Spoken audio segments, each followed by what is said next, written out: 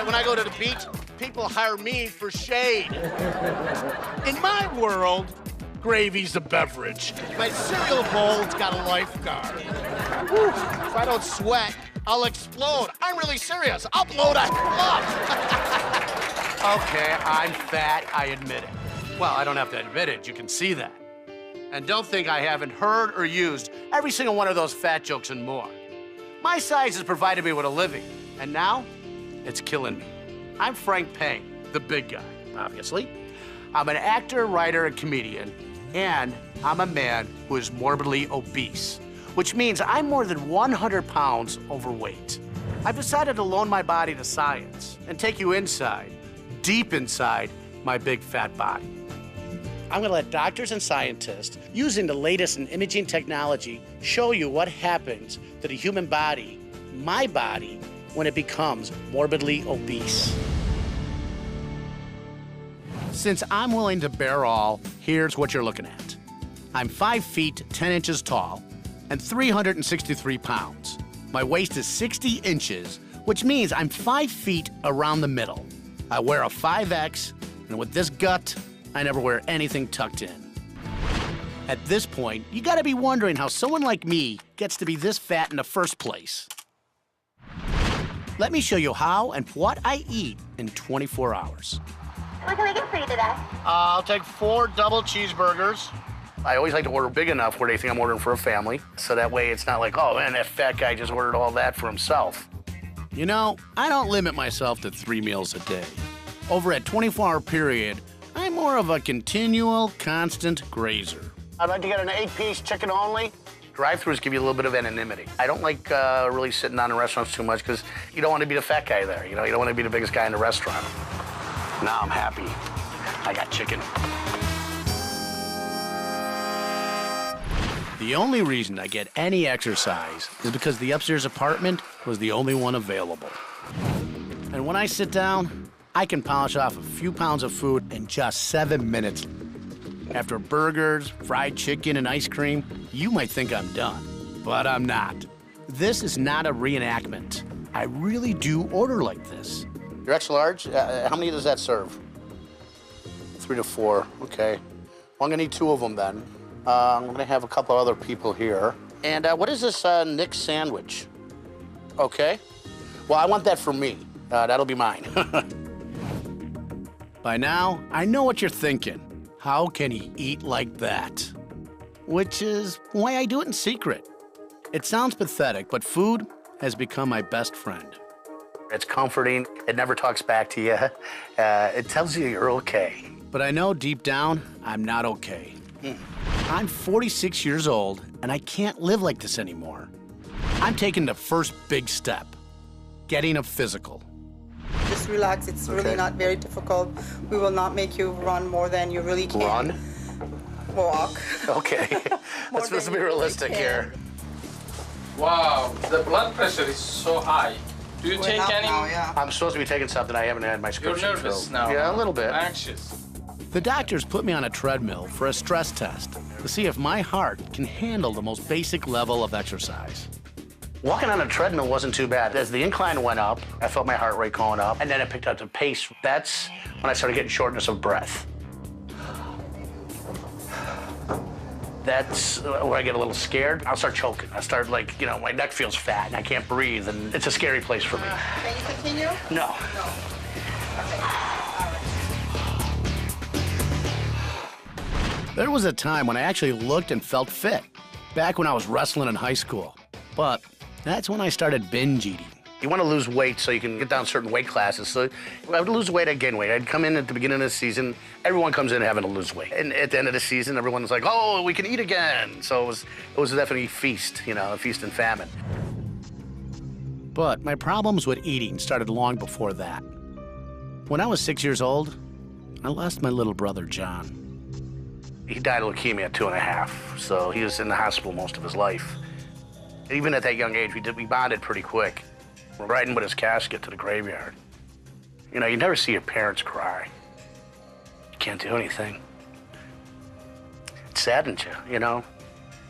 I just started eating more. I think that was something I'm looking back on now. It's something I probably did as a an act of defense maybe or something. I found pleasure from food.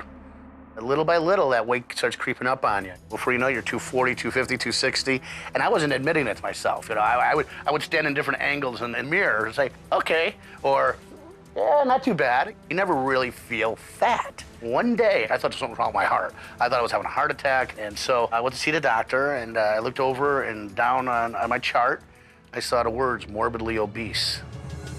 It shocked me, because the doctor didn't tell me. Maybe he assumed I knew. I don't know. But that was kind of scary. It's kind of like, you know, you got the cancer, you know, kind of thing. You got fat. I've decided to do something about it. I agreed to do this show. My first stop is the Westside Medical Imaging Center in Los Angeles, California, where scanning devices will show me what obesity looks like on the inside. This is a state-of-the-art 64-slice CAT scan. Kind of a high-powered X-ray. That's it. Close your eyes. Okay.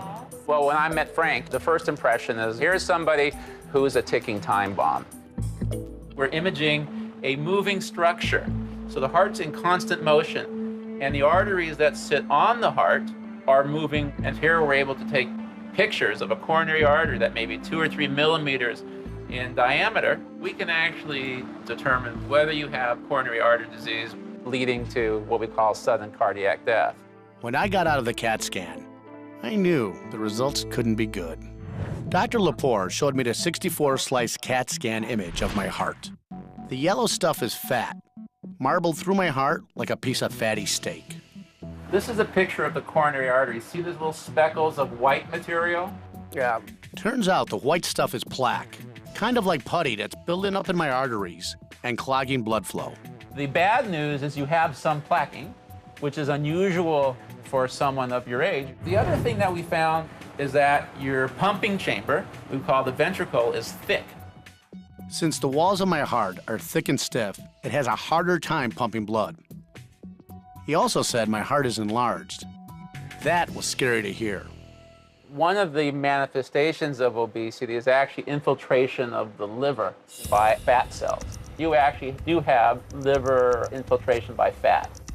I know my liver is supposed to be pink and get rid of toxins, but now with the fat in it, it doesn't work very well.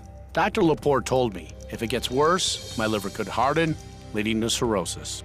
Or I might need a liver transplant if it fails. If we were to open you up, we would see a lot of gooey fat in your abdomen. And again, what we're more concerned about in terms of heart disease is what we call the visceral fat. I wouldn't be surprised if someone like you in their 50s were to have some kind of cardiovascular event. Perhaps you may develop a blockage that just causes angina or symptoms or a heart attack.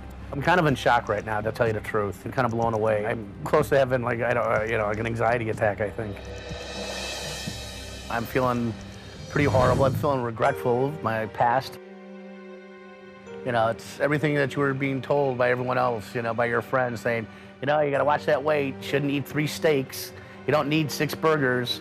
But I always felt strong enough, man enough to be able to do that, Let's drink more beer, let's party harder, I don't need exercise. I can't just deny anymore. I mean, it's coronary heart disease. It's scary.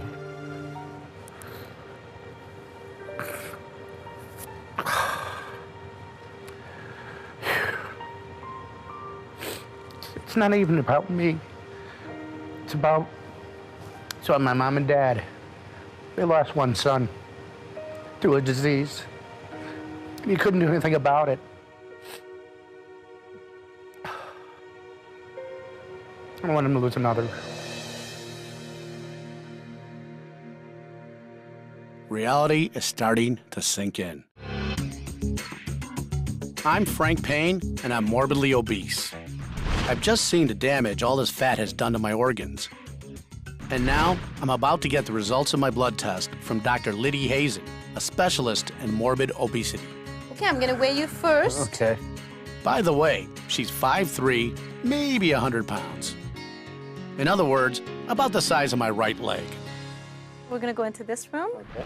Your blood test last week showed elevated cholesterol, so your cholesterol is 287, when a normal cholesterol should be less than 200. Your bad cholesterol, which is your LDL, should be less than 130. Your bad cholesterol is 220. Dr. Hazen says that LDL is the bad cholesterol because it circulates in the blood and slowly builds up in the inner walls of arteries and then turns into plaque. HDL is the good cholesterol. My HDL is 28. It needs to be over 40. We usually look at the ratio of your bad cholesterol to your good cholesterol, and that gives us your heart disease risk factor. And so your ratio shows that you have twice the risk factor of having a heart attack than a normal average individual. It means that you're at risk of having heart disease, stroke, heart attack. Okay? Okay. Frank is only 46 years old, yet he has the body of a 60 or 70-year-old. I think Frank needed to cope, and so his primary coping mechanism was essentially denial. If he just ignores his health and pretends that he's healthy, then he's able to carry on. Yeah, I knew there was some things that probably were wrong, and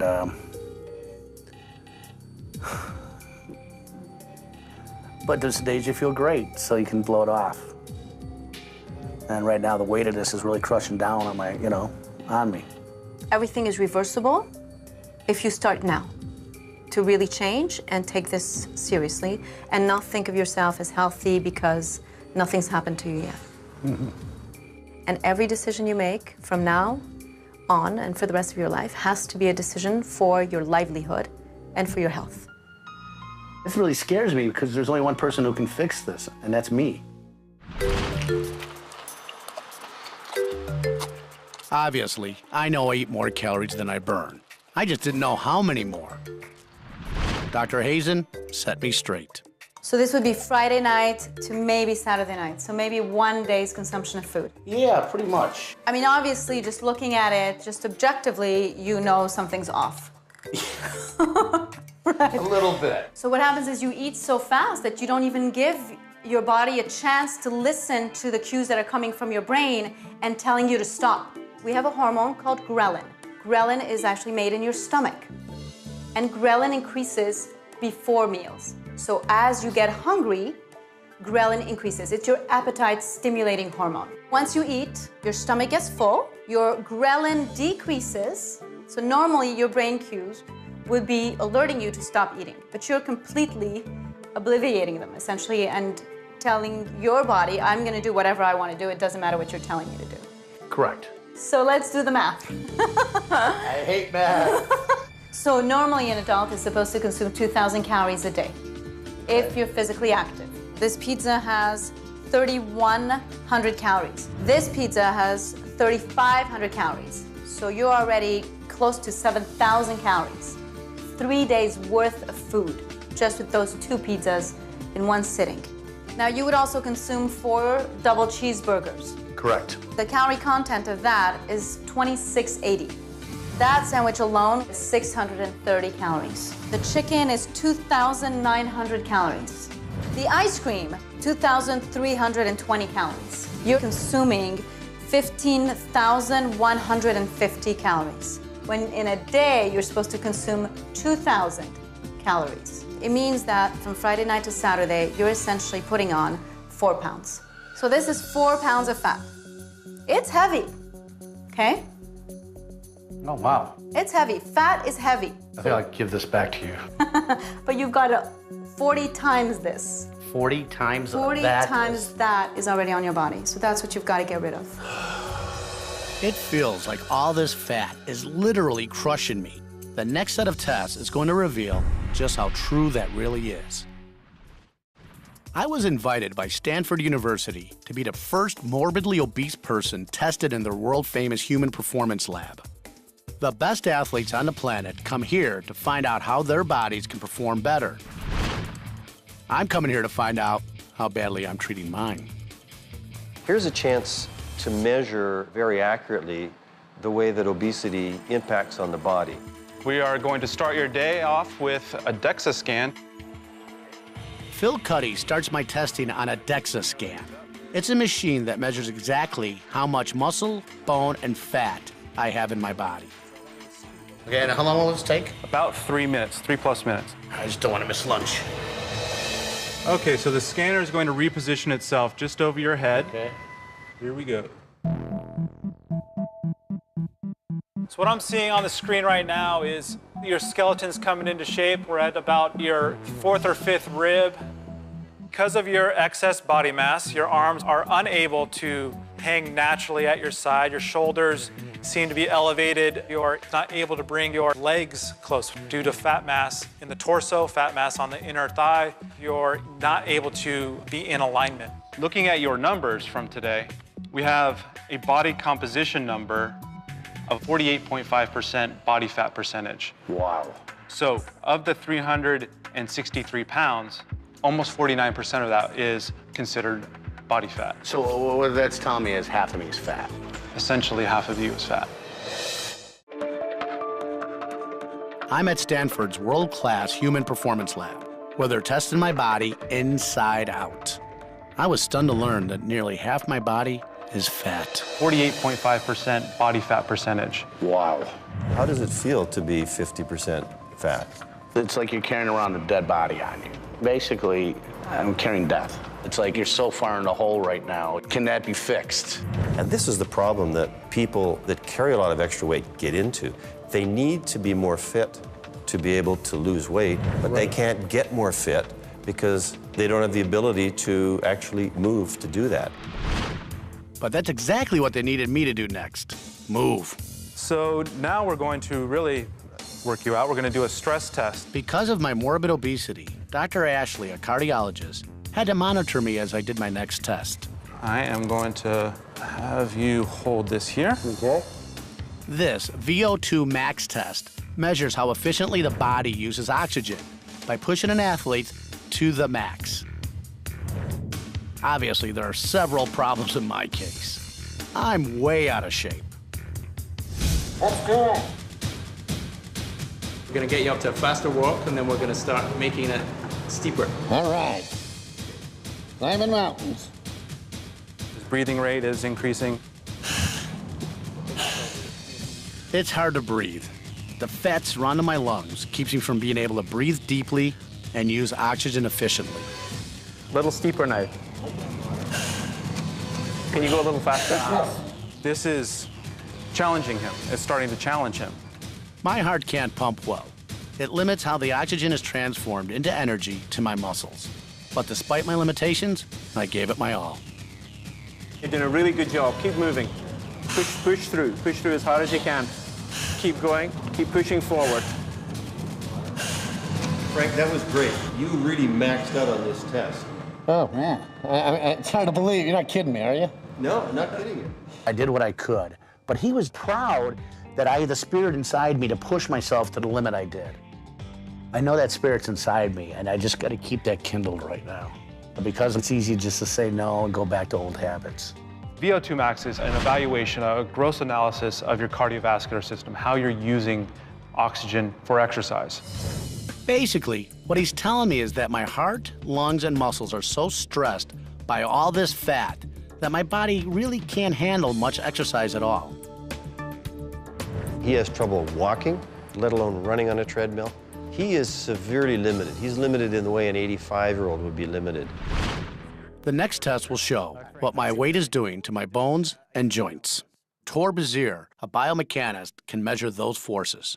So we're going to look at the way you walk and move. Okay. And the way we're going to do that is we're going to stick a bunch of these reflective markers onto your different body segments. And we're going to capture the movements in 3D. So what we're interested in understanding is, well, during your general activities of daily living, what kind of loads are on your joints? Right. And if we can understand what type of loads are on the joints, that gives us some better indication of, bone and cartilage health, musculoskeletal health, and those type of things. Dressed like a sumo wrestler, once again, I'm the biggest guy in the room. You can tell I'm Irish by the white of my legs. Well, you're going to look like a Christmas tree when this is finished. So we have a motion capture system here. It's called a Vicon system. And that allows us to track the motions of Frank as he's walking along. We also have force plates in the ground, and those force plates then track the reaction forces. You ready? And ready. Go. As Frank hits the ground with his feet, there's an equal and opposite force back from the ground onto him, so we can measure those forces. When you are applying a force to the ground, you can see that on the screen. And go. One of the things that matters is the stress in the joint. When you're walking, you experience 1 to 1.2 times body weight. So for Frank, who's say 360 pounds, that means with every step he takes, there's about 360 pounds of load interacting with his foot. Now, when you go up to the knee joint, they can be 2 times body weight. So that's 700 pounds of force through his knee. Okay, and the last one we'll do is a slow walk. That's all you get. You ready? And go. That dead weight, when loaded on the skeleton, puts unusual forces on the joint. The main forces we worry about are those to the cartilage. And the cartilage is that shiny Teflon-type substance similar to what you see on the end of a chicken bone. So once that cartilage is gone, that can produce joint pain symptoms that we call arthritis, osteoarthritis, degenerative arthritis. Your mass is about 50% larger than someone of the same size, which means the stresses in your joints are far greater. Right. So to account for that, you walk slower. So you have less force, less stress on your joints. More weight, slower walk. I mean, yeah. Yeah. One of the things that can change with walking speed is your step length. And that's another thing that you find with people who are overweight is they have much shorter step length. And they also choose to have their feet slightly wider apart. For a comparison, an athlete named James did the same test. This is how my body should move. Here's the difference in our skeletons. I'm the big bone guy on the right. You have slightly more rotation sideways. You have more lateral sway, that trunk sway. Your feet are slightly more side to side, and compared to James, who's walking with a much narrower stance, his arms are, of course, closer to his body as well. You can see some dramatic changes, and this is ideally where we'll head when you lose a bit more weight. Like everything else, I would blame joint pain and ankle swelling on old sporting events. No, the reason I'm feeling pain, the reason I'm not feeling good, the reason my heart palpitates sometimes, the reason I can't walk up a set of stairs without feeling pain is because I'm fat.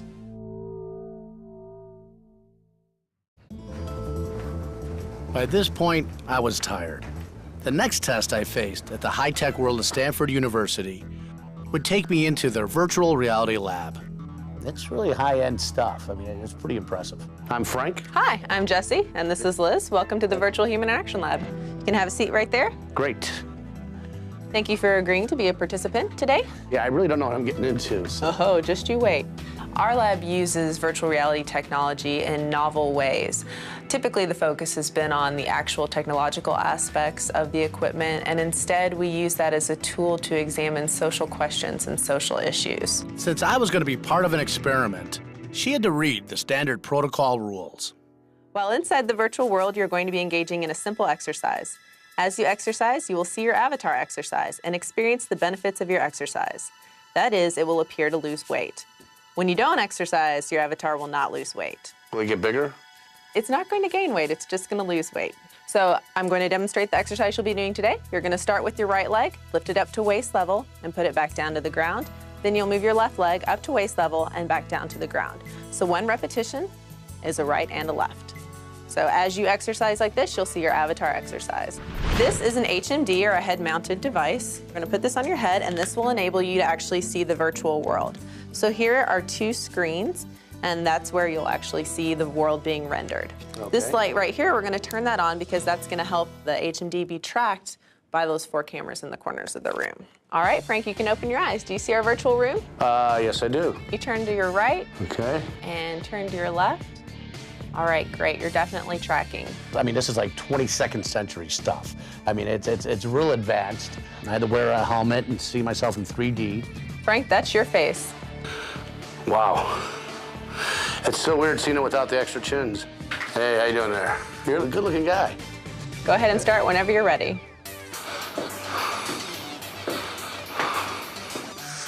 We immerse him in the virtual environment. So he dons the head-mounted display, the HMD, and when he's in there, what he is seeing is a representation of the room and an appearance of himself. And as he exercises, that virtual self will actually begin to lose weight. So the quicker he exercises, the more intensely he exercises, the faster he sees those results. The rewards of your exercise are shown on your avatar. So as you're lifting your legs, each time you perform a repetition of the exercise, your avatar is actually losing weight. Have you noticed yourself getting any thinner? Yeah, I really do. It looks like a 32-inch waist and and the pants are loose. It gives you an inspiration. The more you exercise, you see yourself get thinner and thinner. And the less you exercise, you kind of just, you stay there at the same weight. So it inspires you to, to see what your future can be and what you can do. Wow, this is pretty amazing. I can actually see him losing weight as I'm moving. How you doing there, Frank? You're looking thin. Frank seemed to be having a good time in there as he was exercising, and I could tell he was really noticing the changes in his body. And in the end, when we gave him the option, hey, Frank, you can take a breather, you can sit down, whatever you want to do, he really wanted to get that avatar back into that skinnier version of himself. So he wanted to see that ideal body shape, and he was willing to put forth the extra physical effort it took to get there. We're gonna get this avatar moving his butt.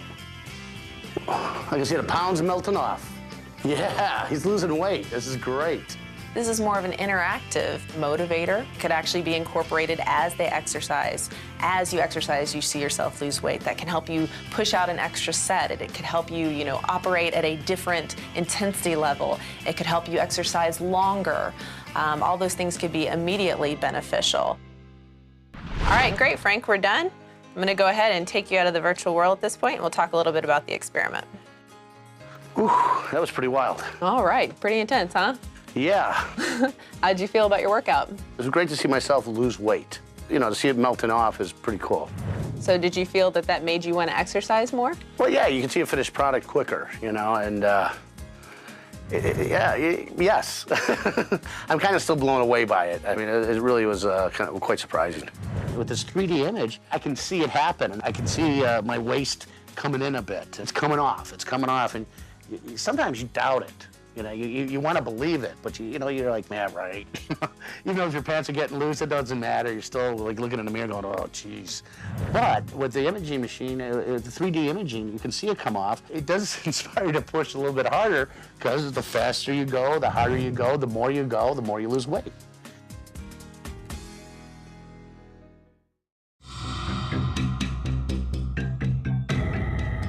As the first morbidly obese person who's ever been tested at the Human Performance Lab, I'm overwhelmed. 48.5% of my body is fat. All this weight puts 720 pounds of pressure on my knees. A part of me wanted to give up. We're gonna put you into our Alter G treadmill. My last test is on this odd-looking treadmill. It's gonna show me what it would feel like to weigh a lot less. Using air pressure, the plastic housing creates a seal that allows the air to lift me up and magically take the weight off my body. Good. This is the first time that we've used it as a weight loss motivational tool. It's more of a rehab or a training tool that we use for our athletes here at Stanford. And go ahead and lock that other one down, just press it down. Lock it and loading. So you're gonna feel all the air coming in. You might even feel like it's gonna lift you up a little bit. It's just another Friday night in my life. Okay, whoa! That's interesting. Just nice and relaxed, and you're at 100% of your body weight. Feels pretty normal. Yeah. How's that feel? Wow. Here you are now working at 80% of your body weight. Okay. Going down 1 percentage point at a time. You're now at 28% reduced body weight, so or 100 pounds. This is what it would feel like to have 100 pounds taken off. Exactly. Wow, it's completely different. It's night and it's not even night and day. It's January and June.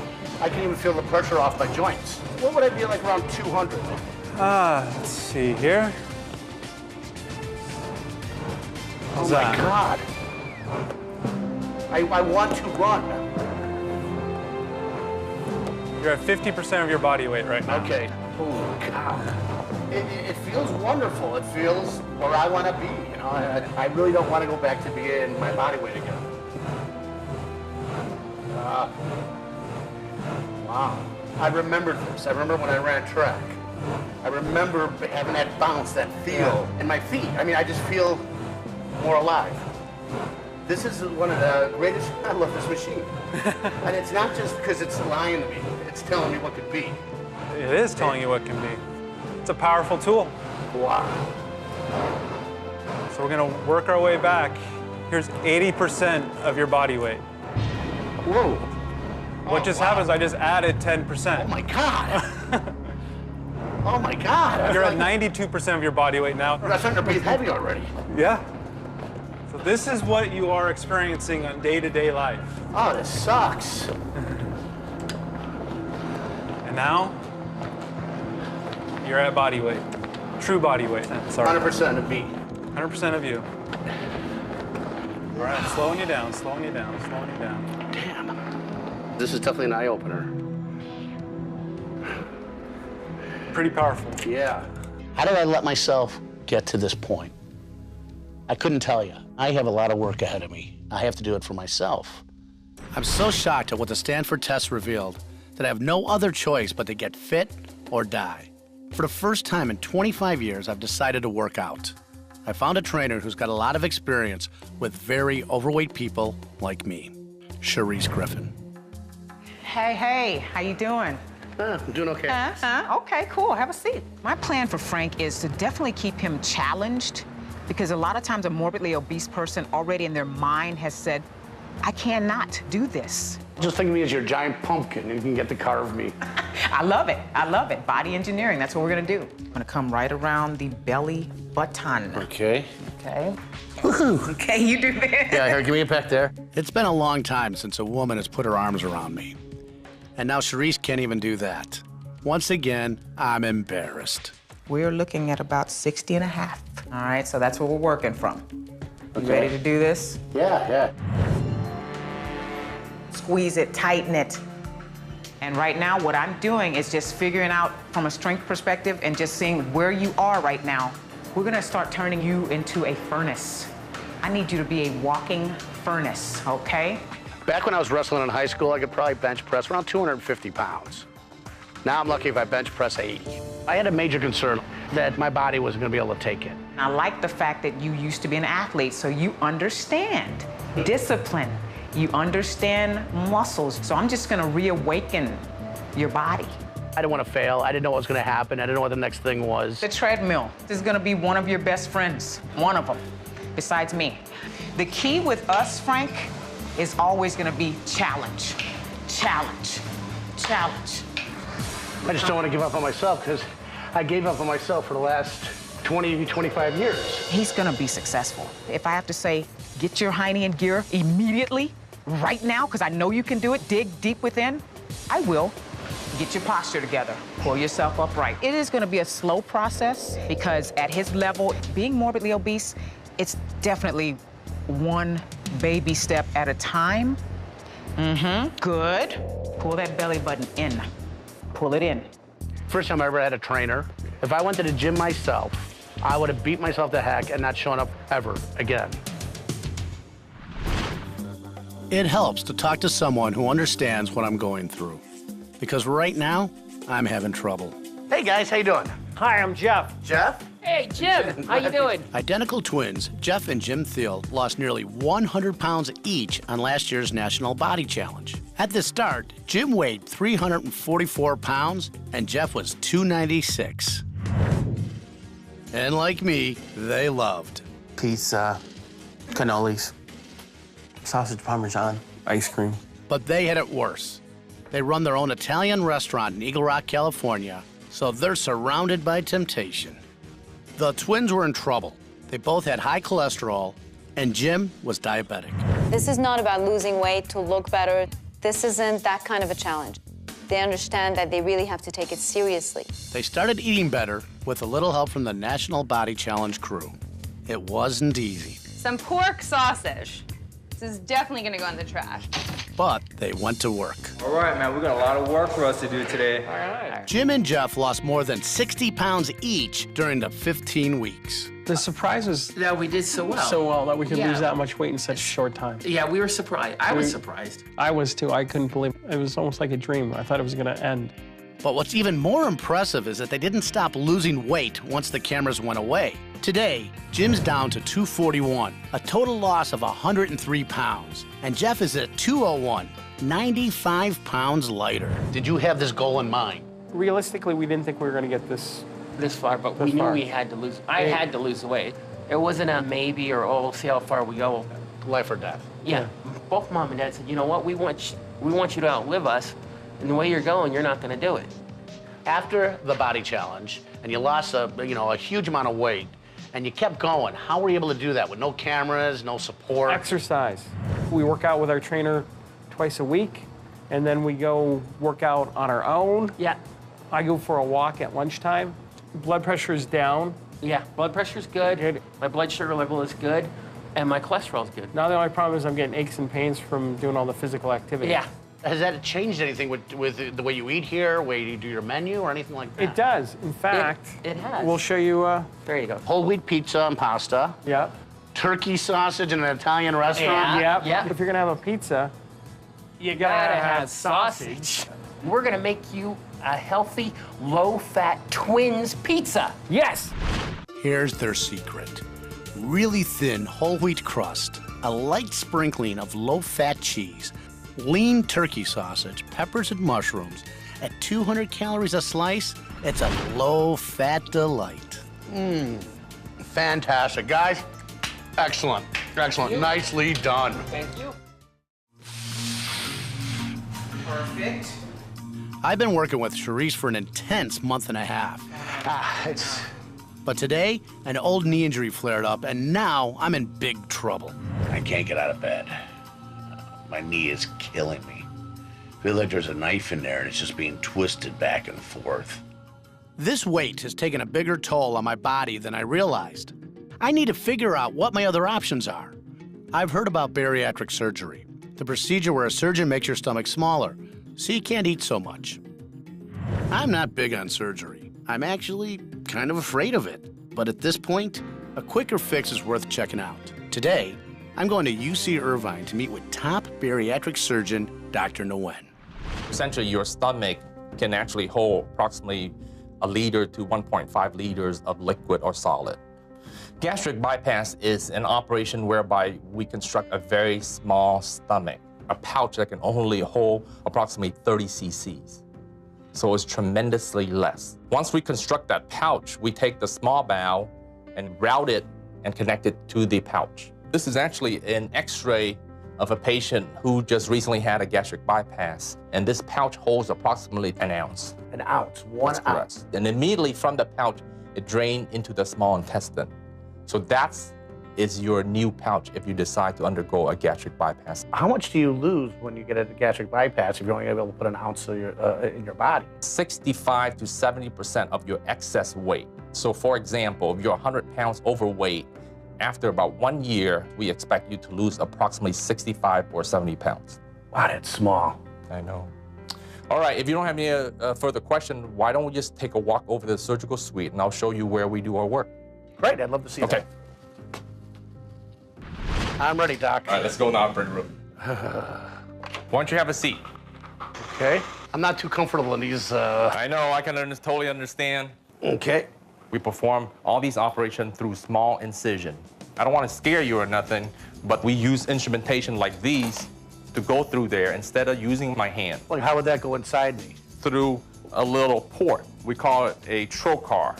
The first thing we'll do is we'll insufflate, meaning blow up your abdomen. You will look like the Michelin Man. I already do. We'll go ahead and place the trocar in just like this, and we'll just go ahead and penetrate directly through your skin into your abdominal cavity. To see what I'm doing, we use a bigger trocar, and what we have here is a high-definition camera where we actually place through the trocar into your abdomen, and I can actually visualize your internal organs. I notice these things are slowly but surely getting bigger and pointier. Yes, it is. Another instrument that we use is a stapler, where we actually can cut and staple the intestine. Oh, wow. Yeah, it makes the operation very quick. Another instrument that we commonly use is a needle holder, and this is used to really stitch your intestine together. So you're actually sewing up my insides. Exactly. Oof. We staple first, and then we also sew at certain spot of the intestine. So we wouldn't have any leakage. That's correct. We prevent leakage. Oh, so you'd have the camera in there, you'd have that in there. That's correct. What else would be in there? There's also a liver retractor. Sounds huge. The liver sits directly on top of your stomach, and we have to retract the liver in order for us to see the stomach. When we actually go inside the abdominal cavity, we actually go ahead and tighten it, and it form a rigid retractor. We'll take this retractor and retract your liver away. Okay. Am I a good candidate for this? You have high blood pressure, gastroesophageal reflux, and you've been struggling with weight loss for many years now. I think you will really benefit from weight loss surgery. Well, I got to give some thought to this. I mean, this is a big decision I can't really make right now. I agree. Okay, I'll have to call my parents. Because I can't make a decision like this without talking to them. This is pretty fascinating and amazing stuff. The possibilities are just fantastic. But it is major surgery, so I have to give it some serious thought.